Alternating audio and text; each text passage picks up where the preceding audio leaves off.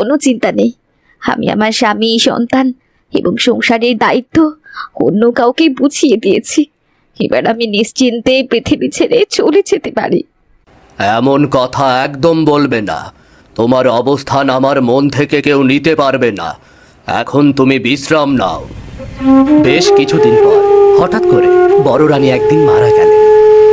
হায় হায়, আবার এ কি হয়ে গেল? আবার ছোট্ট মেয়েটাকে রেখে রানী মারা গেল। ছোট্ট রানী, এখন থেকে তুমি কি রাজকন্যাকে দেখে শুনে রাখতে পারবে? আমি তোমার ওপর আবার এই মেয়ের দায়িত্ব দিয়ে দিলাম। মহারাজ, আমি আপনাকে একটা কথা স্পষ্ট করে বলতে চাই। আমি আপনাকে বিয়ে করেছি, রাজকন্যাকে দেখার জন্য নয়। ছি ছি, এসব কি বলছো? তোমার এমন ভয়ঙ্কর আচরণ আমি তো আগে কখনোই দেখিনি। একদম ঠিক বলছি। আমি রাজকুমারীকে দেখাশোনা করতে পারবো না। তাছাড়া সে আমার নিজের সন্তান নয়। কয়েকদিন পর আমার নিজের সন্তান আসবে। আমার মেয়ের সাথে তুমি কখনোই খারাপ ব্যবহার করবে না, তাহলে কিন্তু খুব খারাপ হয়ে যাবে। আমিও দেখব আপনার মেয়ে এই রাজ্যে কদিন থাকে। আমি চাই ও অন্যত্র চলে যাক। আমার সংসারে আমি সতীনের মেয়েকে চাই না। রাজকন্যা আমার সন্তান, আমি ওকে কোথাও যেতে দেব না। ও আমার সাথেই থাকবে, ও আমার সাথেই থাকবে।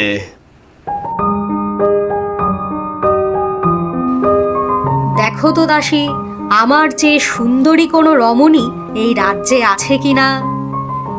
মহারানী, আপনার যে সুন্দরী কোনো রমণী এই রাজ্যে নেই। আপনি হলেন এই রাজ্যের সবচেয়ে সুন্দরী রানী। একদম ঠিক কথা বলেছ। আমিও মা হতে চলেছি।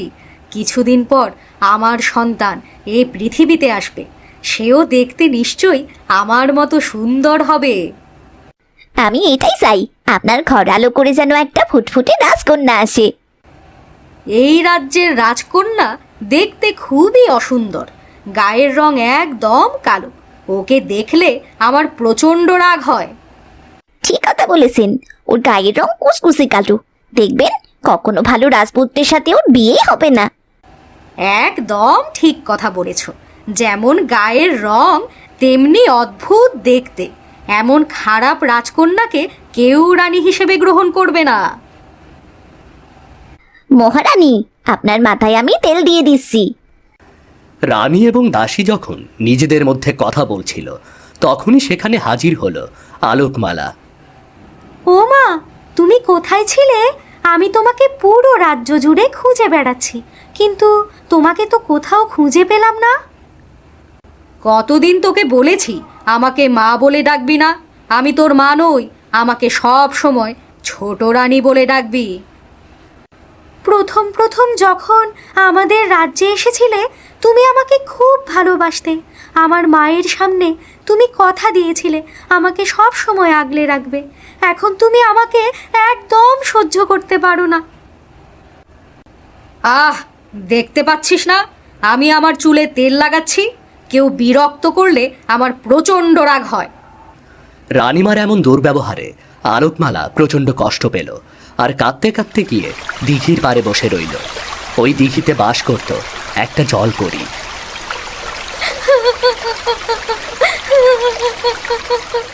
মা, ও মা, তুমি কেন আমাকে ছেড়ে চলে গেলে বলো তো?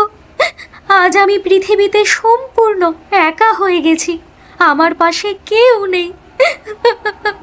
ছোট মা আমার সাথে খুব খারাপ ব্যবহার করে। এর চেয়ে বরং দিঘির জলে আমার ডুবে মরাই ভালো।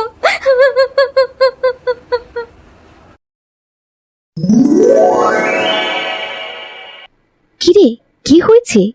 তুই এইভাবে বসে কাঁদছিস কেন? দেখে তো মনে হচ্ছে তোর মনে অনেক দুঃখ। কে তুমি? তুমি তো একটা জলপরী। আমাদের দিঘিতে তুমি কি করছো? আমি একটা জলপরী। আমি অনেক গুপ্তধন রেখেছি। তুই চাইলে এখান থেকে কিছু গুপ্তধন দিয়ে আমি তোর মনের দুঃখ দূর করতে পারি। তোমার গুপ্তধনের কোনো প্রয়োজন নেই। ওই গুপ্তধন আমাকে কখনো সুখী করতে পারবে না। তুমি আমাকে আমার মাকে এনে দাও।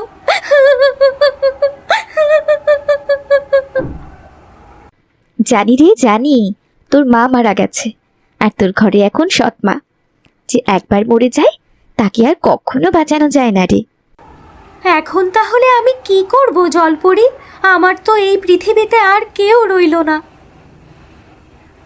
মন খারাপ করিস না, কোনো অচিন দেশের রাজকুমার এসে তোকে এখান থেকে ঠিক উদ্ধার করে নিয়ে যাবে। আমার গায়ের রং কতটা কালো, এমন কালো রঙের মেয়েকে কে বিয়ে করবে?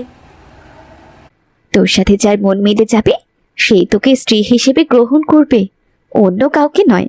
গায়ের রং তো কোনো বড় কথা নয়, মনের মিলই হলো আসল মিল। তোমার সাথে কথা বলে আমার মনটা একেবারেই হালকা হয়ে গেছে। যাই, এখন আমি ফিরে যাই। আমার বাবা নিশ্চয়ই আমার জন্য অপেক্ষা করে বসে আছে। এরপর প্রায় 15 বছর কেটে গেছে। ছোট রানীর রাজকন্যা ছিল অপূর্ব সুন্দরী, আর তার সাথে ছিল সে প্রচণ্ড অহংকারী। একদিন সেই ছোট রাজকন্যা রাস্তা দিয়ে হেঁটে যাচ্ছিল। বাহ, কি সুন্দর অপূর্ব সুন্দরী রাজকন্যা! আমি কখনো এত সুন্দরী রাজকন্যা দেখিনি। এজন্যই রাজ্যের লোকেরা রাজকন্যাকে নিয়ে অনেক কথা বলে। এই কে রে তুই? এইভাবে আমার দিকে হা করে কেন তাকিয়ে আছিস? জীবনে কখনো রাজকন্যা দেখিসনি? ক্ষমা করবেন রাজকন্যা, আপনি দেখতে অপূর্ব সুন্দরী। আপনার রূপের আলোতে চারদিক ঝলমল করছে, আর তাই তো আমার চোখ আপনার দিক থেকে কিছুতেই ফিরছে না। সামান্য রাখাল বালক হয়ে তুই আমার দিকে নজর দিয়েছিস, আজ আমি তোকে ফাঁসিতে ঝুলাবো। এ কি বলছেন রাজকন্যা? আমি তো আপনাকে খারাপ কিছু বলিনি। আমি শুধুমাত্র আপনার দিকে একটু তাকিয়েছি, আর তাই আপনি আমাকে এত বড় শাস্তি দেবেন? তুই তোর যোগ্য শাস্তি পাবি। তুই আমার দিকে তাকিয়েছিস, এটাই সবচেয়ে বড় অন্যায়। আমি আমি এখনই গিয়ে আমার বাবার কাছে নালিশ করছি। আলোকমালা, তুমি এখন যথেষ্ট বড় হয়েছ, তোমাকে রাজ্যের দায়িত্ব নিতে হবে। আমি চাই এই রাজ্যের রানী তুমি হবে। না না বাবা, আমি এই রাজ্যের রানী হতে চাই না। আমি স্বাভাবিকভাবেই থাকতে চাই। তাছাড়া ছোট রাজকন্যা এটাকে কখনোই মেনে নেবে না। আমি কি করব সেটা আমি ঠিক করব। তাছাড়া এসব বড় সিদ্ধান্ত আমি কারো দিকে তাকিয়ে নেব না। মহারাজ এবং আলোকমালা যখন নিজেদের মধ্যে কথা বলছিল, ঠিক তখনই সেখানে প্রচণ্ড রেগে প্রবেশ করল ছোট রাজকন্যা। বাবা, বাবা কোথায় তুমি? আজকে তোমাকে এই রাখালকে শাস্তি দিতেই হবে। ওর কত বড় সাহস, ও আমার দিকে তাকিয়ে থাকে। আমি হলাম রাজকন্যা, সে আমার দিকে কখনো তাকাতে পারবে না। তুমি এভাবে চিৎকার করতে করতে রাজ দরবারে প্রবেশ করছো কেন? তুমি জানো না এখানে প্রবেশ করা নিষেধ? আমি এখন রাজকার্য নিয়ে কথা বলছি, দয়া করে এখান থেকে বিদায় হও। আমি রাজ্যের রাজকন্যা, আমি যখন যেখানে খুশি প্রবেশ করতে পারি। তোমার সাহস তো কম নয়, তুমি আমার মুখের ওপর কথা বলছো। একটা রাখাল আমাকে দেখে বিরক্ত করছিল, তুমি ওকে ফাঁসিতে ঝুলানোর ব্যবস্থা করো। একজন রাখাল বালক তোমার দিকে তাকাতেই পারে, তাই বলে তুমি কেন শুধু শুধু ওকে ফাঁসিতে ঝোলাতে চাইছো? এর আগেও তুমি বিনা অপরাধে অনেক মানুষকে শাস্তি দিয়েছ। এত বড় অন্যায় তুমি করতে পারো না। লক্ষ্মী বোন আমার, তুই তো অপূর্ব সুন্দরী, কেউ তোর দিকে তাকাতেই পারে, তাই বলে তুই এভাবে রেগে যাস না। খবরদার বলছি, আমাকে একদম ছোট বোন বলবি না। আমি তোর কেউ হই না। আর তুই তুই আমার সৎ বোন, আর সৎ বোন কখনোই আপন হতে পারে না। ছি ছি ছি ছি ছি, আমি ভাবতেও পারিনি তুমি এতটা অবাধ্য হয়েছ। তুমি জানো আলোকমালা এই রাজ্যের ভাবি রানী হতে চলেছে? এই হতেই পারে না। আলোকমালা কখনোই রাজ্যের রানী হবার যোগ্য নয়। ওর দিকে একবার তাকিয়ে দেখো না, ওকে দেখলে দাসী বাঁধির মতো লাগে। ও কি করে রাজ্যের রানী হয়? মানুষের রূপের বাইরেরটা আসল নয়। অনেকে আছে যার বাইরেরটা সুন্দর, কিন্তু ভেতরটা কুৎসিত। তুমি চাই কিছু বলো না বাবা, আমি তোমার এই প্রস্তাবে একদম রাজি নই। আমি আলোকমালাকে কখনোই এই রাজ্যের রানী হতে দেব না। এই রাজ্যের রানী হব একমাত্র আমি। তোকে দেখে অনেক ক্লান্ত আর বিধ্বস্ত মনে হচ্ছে। এখন দয়া করে ঘরে ফিরে যা আর বিশ্রাম নে। রানী বারান্দায় বসে বসে চুলে তেল দিচ্ছে, আর ঠিক তখনই সেখানে ছোট রাজকন্যা উপস্থিত হলো। দাসী, তুমি আমাকে একটু একা থাকতে দাও, আমি মায়ের সাথে কিছু ব্যক্তিগত কথা বলবো। ঠিক আছে রাজকন্যা, আমি এখনই চলে যাচ্ছি। কি ব্যাপার, তোমাকে এত চিন্তিত কেন দেখাচ্ছে রাজকন্যা? দেখে মনে হচ্ছে খুব খারাপ কোনো সংবাদ আছে। তুমি তো আমার কোনো খোঁজই রাখো না। ওই আলোকমালাই বাবাকে হাত করে ফেলেছে। ও নাকি এই রাজ্যের ভাবি রানী হতে চলেছে। তাই নাকি? তা হতে দাও, তোমার বাবাকে ঘোষণা করতে দাও যে আলোকমালা এ রাজ্যের রানী হবে। এসব কি বলছো মা? তোমার মাথা ঠিক আছে? আলোকমালা যদি এই রাজ্যের রানী হয়, তাহলে আমাদের যে রাজ্য ছেড়ে চলে যেতে হবে। যা পরিকল্পনা করার আমি আগেই সব করে রেখেছি।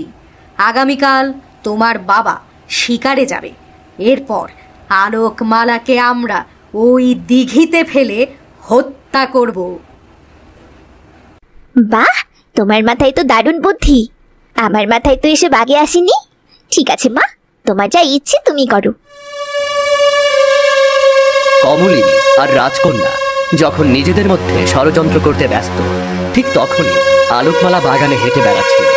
আর তখনই সেখানে একটা রাজপুত্র এসে উপস্থিত হলো।